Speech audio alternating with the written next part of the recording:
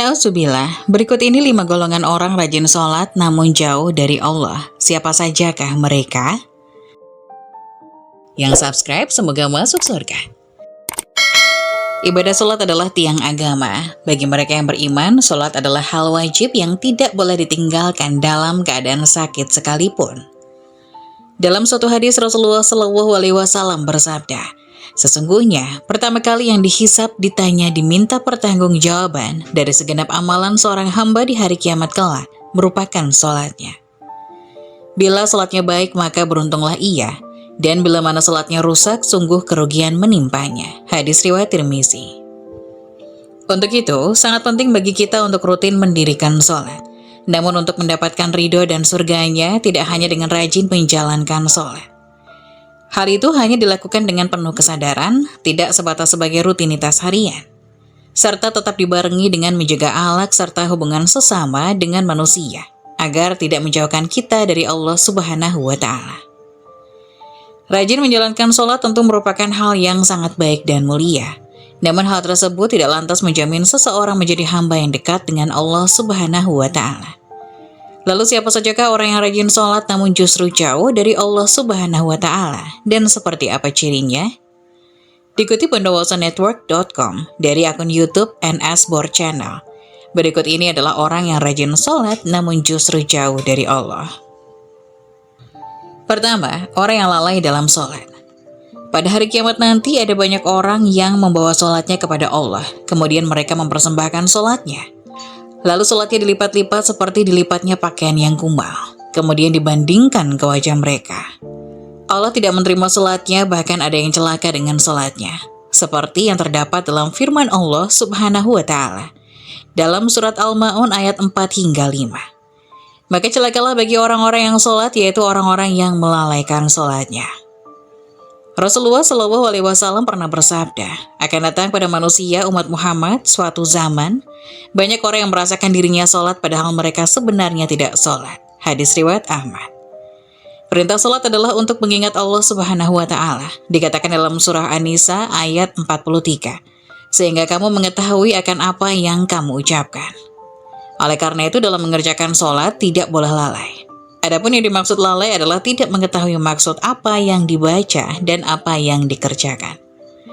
Apalagi jika kurang memperhatikan syarat rukun dan ketentuan-ketentuan sholat lainnya, maka yang diperoleh hanyalah payah dan letih. Rasulullah SAW bersabda, berapa banyak orang yang sholat, keuntungan yang diperoleh hanyalah payah dan letih. Hadis riwayat Ibnu Majah. Jadi meskipun merasa dirinya sholat, tapi hakikatnya tidak sholat dan dia tidak akan mendapatkan hikmah Allah Subhanahu wa Ta'ala.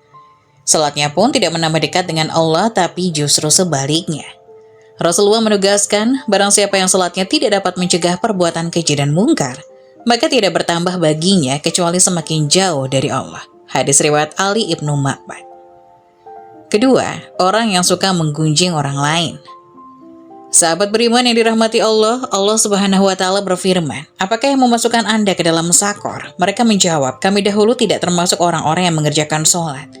Dan kita tidak pula memberi makan orang miskin, dan merupakan kita berbicara hal yang batil bersama dengan orang-orang yang membicarakannya, dan merupakan kita mendustakan hari pembalasan hingga datang kepada kita kematian. Maka tidak bertujuan lagi bagi mereka syafaat dari orang-orang yang memberikan syafaat. Quran Surat Al-Mudatsir ayat 42 hingga 48. Dalam ayat tersebut, salah satu penyebab orang masuk neraka merupakan karena suka membicarakan ketidaklebihbaikan orang lain. Orang yang mendirikan sholat namun suka membicarakan kejelekan orang lain, maka ia akan ditempatkan di dalam neraka sakor. Ketiga, orang yang acuh pada sesama. Dalam sebuah hadis, Rasulullah SAW menyebutkan bahwa salah satu cara mendekatkan diri kepada Allah Subhanahu wa Ta'ala ialah bersifat dermawan dan senang membantu orang lain, terutama kepada orang yang sedang kesulitan. Rasulullah SAW bersabda, orang yang dermawan dekat dengan Allah, dekat dengan manusia, dan dekat dengan surga. Sedangkan yang bakhil atau pelit jauh dari Allah, jauh dari manusia, dan dekat dengan neraka. Orang dermawan insya Allah akan menemukan kenikmatan di dalam sholatnya. Ia akan memperoleh kenikmatan di dalam sholatnya karena dia dijaga oleh para malaikat, diberi cahaya dalam kegelapan, dan diberi ilmu secara langsung oleh Allah Subhanahu wa Ta'ala, masuk ke dalam hati sanubarinya. Keempat, orang yang riya.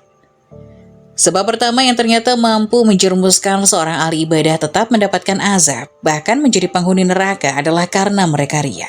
Hal tersebut terjadi apabila semua amal soleh yang dilakukan selama di dunia itu bukan untuk mencari ridha Allah, melainkan dilakukan karena ingin riya atau pamer dan mengharap pujian dari manusia.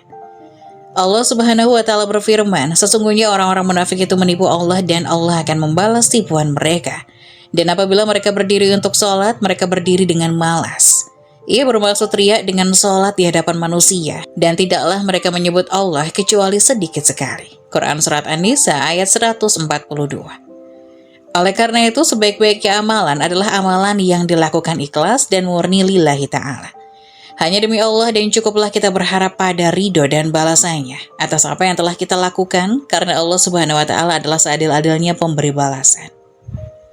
Menjaga hati dan niat merupakan hal yang harus kita jaga dalam melakukan apapun, agar semua amalan tersebut tidak berujung sebagai cambuk bagi kita yang membuat kita menjadi riya kepada sesama. Kelima, orang yang suka berdusta. Berdusta merupakan salah satu dosa besar dan diancam siksa pedih di akhirat kelak.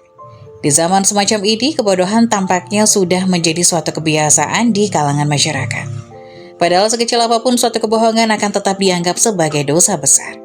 Meskipun ada seseorang yang rajin sholat dan beribadah, namun jika lisannya suka berbohong, maka sholat dan ibadahnya akan sia-sia semata.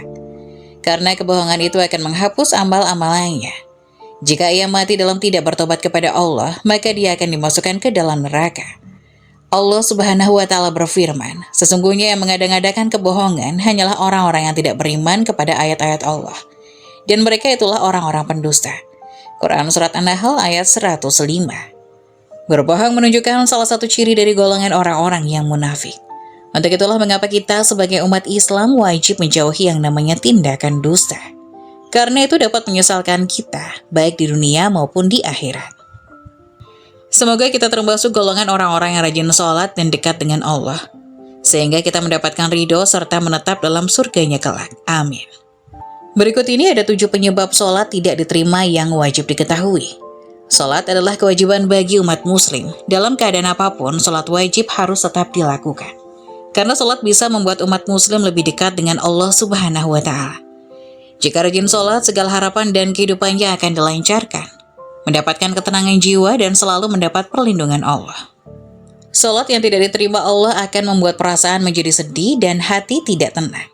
Sebenarnya Allah Subhanahu wa Ta'ala akan selalu mengabulkan doa umatnya melalui sholat dan memberikan petunjuk serta kemudahan untuk jawaban doa yang diucapkan dalam sholat. Rasulullah SAW pernah bersabda bahwa doa adalah ibadah. Hadis riwayat Tirmizi nomor 2969, dinilai sahih oleh Syekh Al-Albani. Ada beberapa penyebab sholat tidak diterima. Umat muslim harus mengetahui penyebabnya dan menghindarinya.